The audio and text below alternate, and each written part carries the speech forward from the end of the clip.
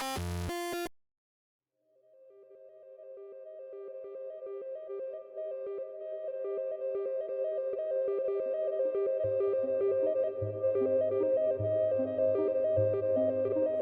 Williams from the Paul Lavelle Foundation, Charity Manager. Paul Gladwell, Paul Lavelle Foundation co-chairman. We started the foundation when we lost our mate Paul, very close mate. We lost him to a horrible case of domestic abuse.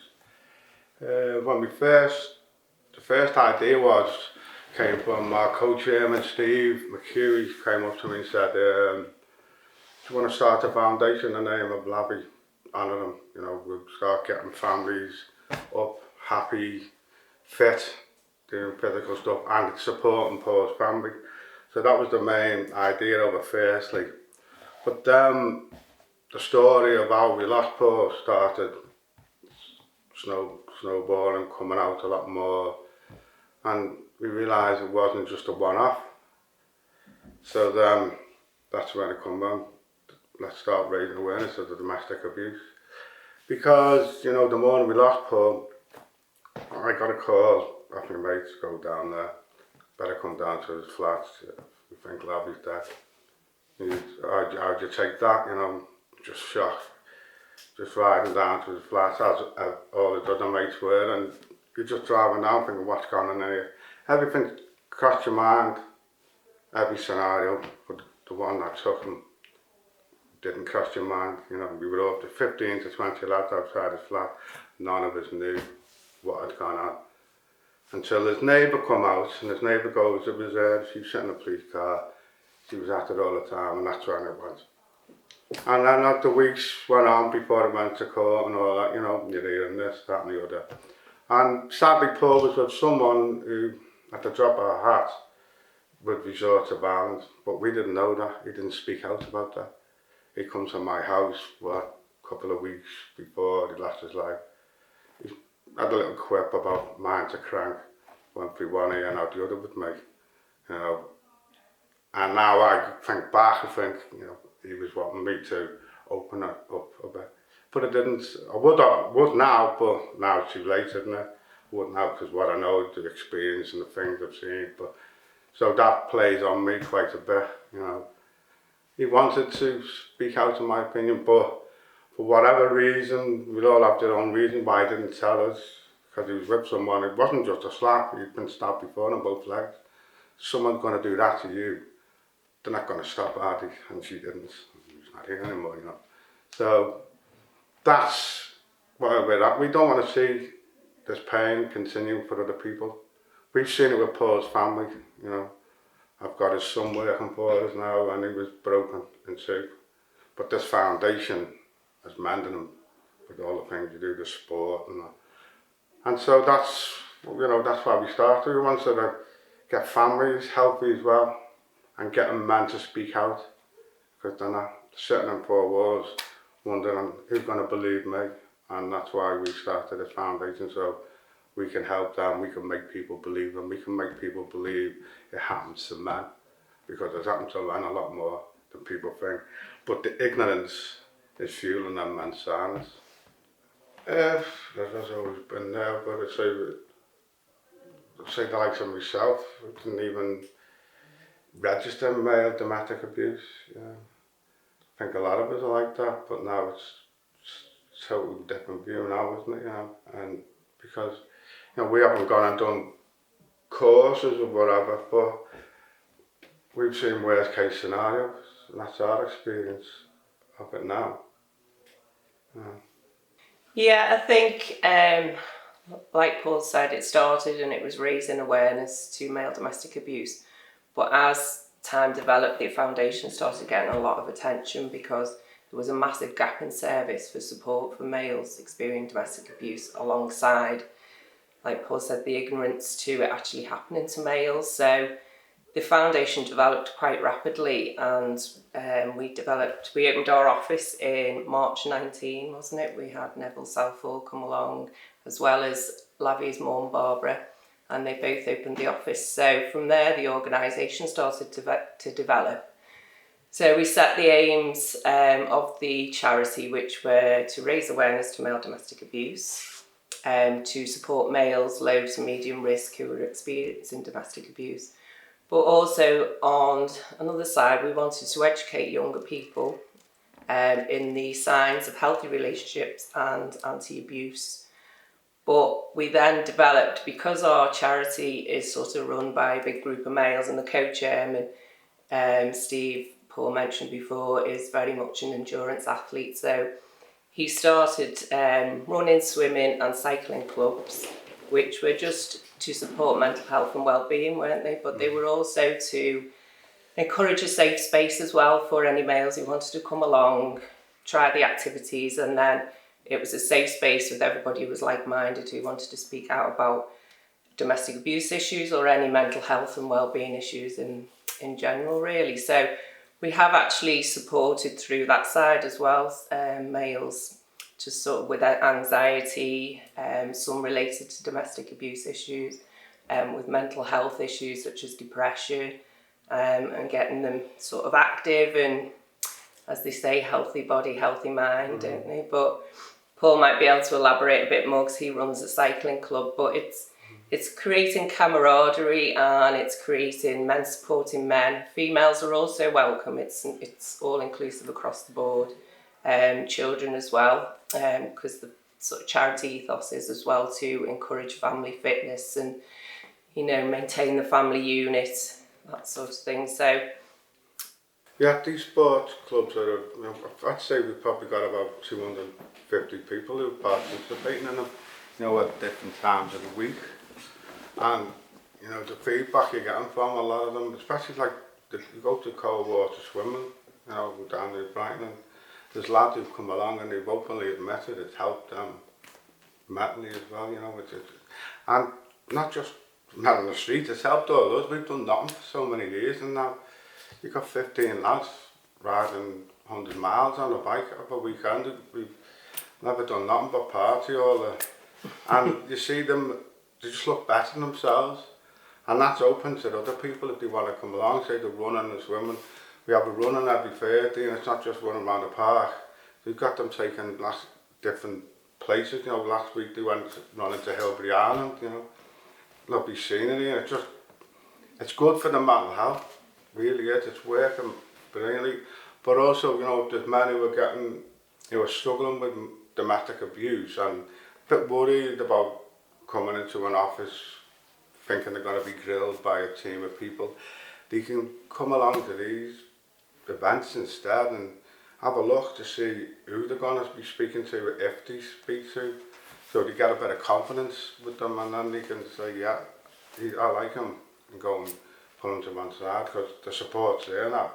So we'll say, yeah, okay, fine with that, then we can bring him into our office, speak to Sharne and the team, really brilliant people, very experienced. And then the legal side of it as well, what we can help with as well now. In various ways, really. Initially, when it was first announced, lockdown, at the beginning of March, we'd spent over 18 months working hard in the background to open the frontline service, the drop-in centre that we'd opened at the beginning of March, and then obviously due to COVID it was suddenly shut down. So there was that side of it, so there was, you know, no support we could offer, what we thought at the time. Then we had a project going into schools, so we were funded by the Violence Reduction Partnership to go into 8 schools between January and March, where we went in and we did our healthy relationship education, where we've got a board game which is called Fair Play, and it's basically an educational tool where it instigates the children and young people to join in. It's a board game where they land on squares. There's certain questions to do with, you know, how do you feel when you're angry? What do you do when you're sad? Who do you approach when you're, you know, not feeling safe or vulnerable? So it's all about getting them to speak out in group discussion about the feelings that normally day to day you probably wouldn't approach with children. And that was going really well. We got some excellent feedback from the schools, children included. But that obviously had to go on hold with the school closures. We've since been funded another pot to start from September, all being well with the schools. But that had to close down. Obviously the community groups we couldn't continue with. So we were a bit like, oh, where do we go from here? So like everyone else, the uncertainty. So we actually sort of shut the charity down for a small period until certain funding pots came out for COVID response. And a lot of them, due to the significant rise with domestic abuse within lockdown, did sort of specify for domestic abuse funding. So we applied to a couple of pots and we were fortunate to be funded by the Sharne and Paul Foundation and also the Police, Crime and Commissioner through our local authority, Wirral Council. So we've since been able to set up the frontline response service for the male domestic abuse. So that was set up on the 15th of July. So from going from shutdown where we thought, oh, all our hard work over 18 months is going to be, that's the end of it all, to suddenly turned around now and we're able to offer this frontline COVID-19 response service, which is, we have already in the short time of nearly 4 weeks been open, been able to support just over 12 referrals have come in so far and continuing to weekly. So as I say, we're offering the frontline support with emotional support. We're a listening ear, which is non-judgmental. We're also being able to offer legal support. There's a legal drop-in, well, it's virtual at the moment, which is offered every last Wednesday of the month. So it's a small service at the moment. We're starting from 2 p.m. till 6 p.m. on a Wednesday, each Wednesday. It is by appointment only at the moment because of COVID. We can't have our usual drop-in because we can't have unaccountable footfall. We need to be able to sign people in and out of the building. Plans for the future and post-COVID are, we're actually in the current position of renovating a new space within Royal Standard House. The room we've got at the moment within the building is a community building, so it's not, obvious that we're there. So any males who feel, a bit apprehensive about approaching us, it's completely anonymous building. So we have got a smaller room, we've got an office in a smaller room, but we've now renovating a larger space, which is going to be completely self-contained. It's got its own facilities. We're going to have our own door through a side entrance, so it'll be discreet. But from there, we're hoping to, post-COVID, resume our drop-in. So males will be able to drop in at any time. It doesn't particularly have to be on an appointment basis. But we're also working with Involve Northwest, which own the Royal Standard House building. And they have a domestic abuse team for women and children. And we're also working with Wirral Borough Council with their next strategy for the next 5 to 10 years, their domestic abuse strategy. So we're working closely so it can be a collaboration of all areas that are covered. So it will be female, male victims, female, male perpetrators, children. Anyone who's affected by domestic abuse will be supported within the same sort of co-production. So we're hoping as well to not only offer the drop-in service, but we're looking at designing a programme for males for rehabilitation from when they've actually, male survivors who've actually left the abusive relationship. So it will be supporting things like employment, emotional support, housing, legal support if necessary. So there'll be a whole package to offer for support. We're also looking to start up peer support groups within that unit as well, so it will be coming along, speaking to like-minded males. Our trustees will be heavily involved with that, and the brothers of Paul Lavelle and his family. So it will be a case of, like we're doing now, I suppose, with the community groups, it's a bit of peer support, understanding of the situation, knowing what they've been through and helping support them to get back on their feet and re-established in the community. We've got two charity balls. That one was to celebrate the Lajag when we rode to the Lamp UK.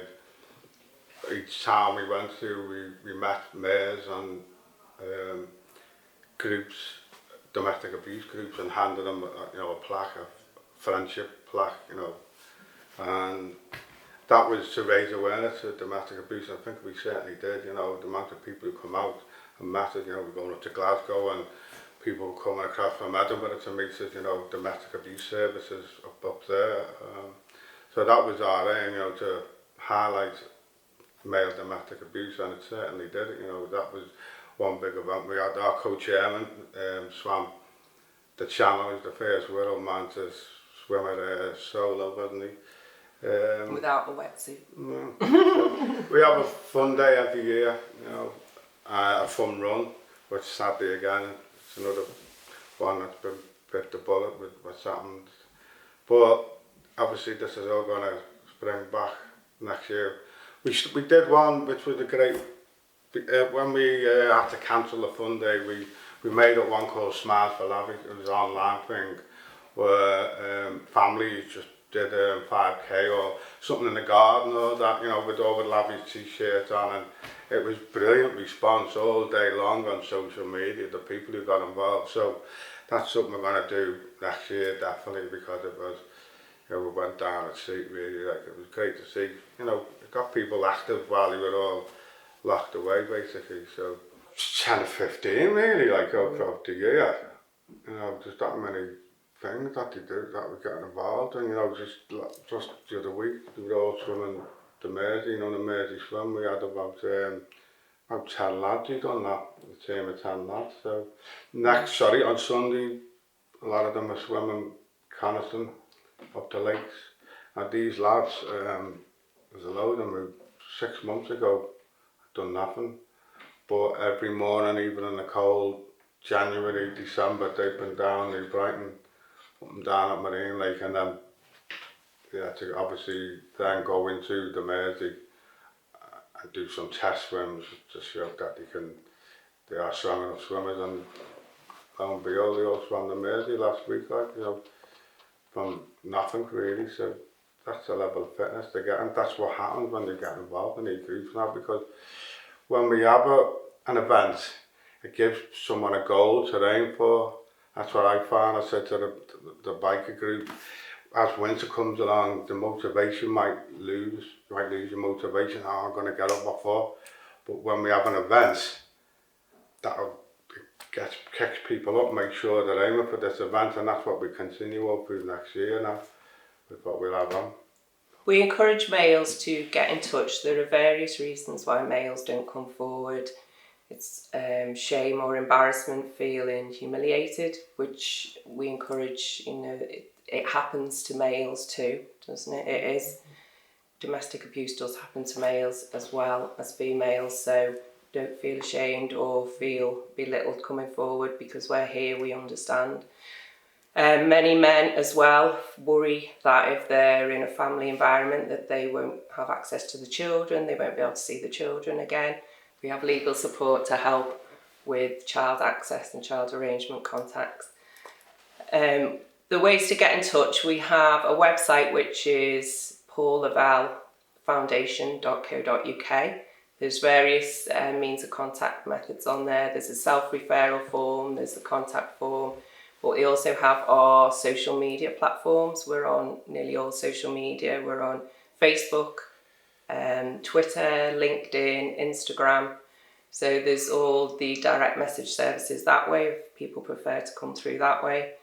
Or we have an email address which is referral@paullavellefoundation.co.uk. Really make a statement to these men out there though as well, that they think they won't be believed that they're a victim. That's why they're silent. Me and Sharne spoke to men last week over this, and the relief that come from them when they realise they've spoken and opened up, because they're worried about they're going to lose everything.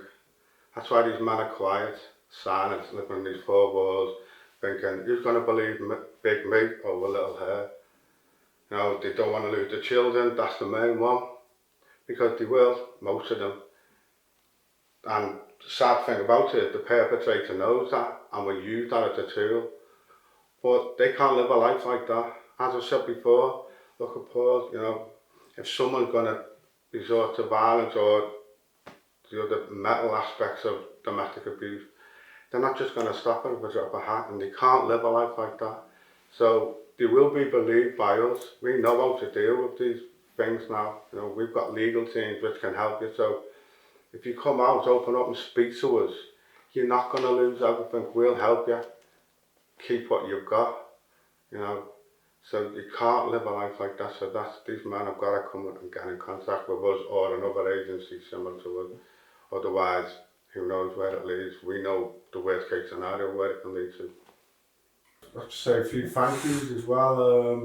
You know, we are, as we say, a charity for our community, and our community has helped us massively. So, you know, from Involved Northwest, Steve Morgan Foundation, PCC, Wirral Council, the police.